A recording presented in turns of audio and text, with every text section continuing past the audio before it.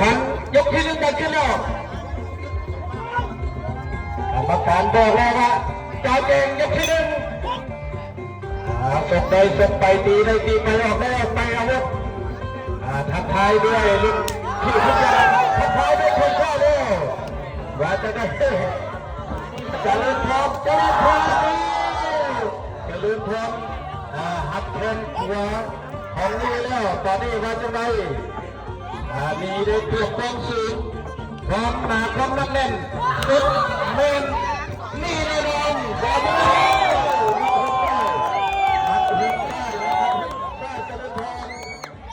จังไดนี่วันนี้นี่อย่านับแปดตอนนี้แต่ยังกระทับยอมตาใส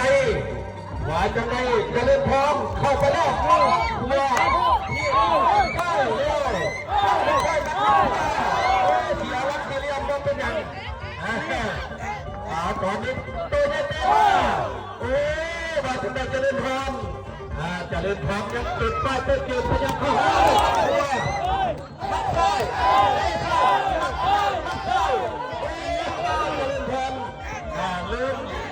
เรือได้รวมกันเล็กกัน5-6มัด5-6แล้วตอนนี้มัด1 2 3จ่ายแล้วตอนนี้มาอีกแล้วจะเล่นพร้อมนับทุกท่ายว่าจังได้นี้จะเอาคืนหรือตอนนี้ตอนนี้นี่ยังคอยตั้งหลักอยู่ตอนนี้นี่คือมุมแดงเดินพร้อมอยู่มุมป้าตอนนี้ออกใต้ขวามัดขวาของจะเล่นพร้อมนี่ไปเก็บข้อหาได้ตอนนี้นี่ไม่ได้แล้วตอนนี้นี่เล่นขยับเข้าไปมาจนตอนนี้อาจารย์เตะขวาของนี่เตะขวาของนี่เตะขวาขึ้นมาจะเล่นพร้อมมาจนในตอนนี้เตะขาไปบอสเตะขวาเล่นเตะตั้งรับแล้วเดินตัดขวาไปแล้วนี่เตะขาเข้าไปเตะขาเข้าไปมัดขวาของจะเล่นพร้อมขยับเข้าหาเข้าไปอันนี้ยักษ์เป็นไรเลยนะท่านผู้ชมขับลงตาเชียร์ลงตา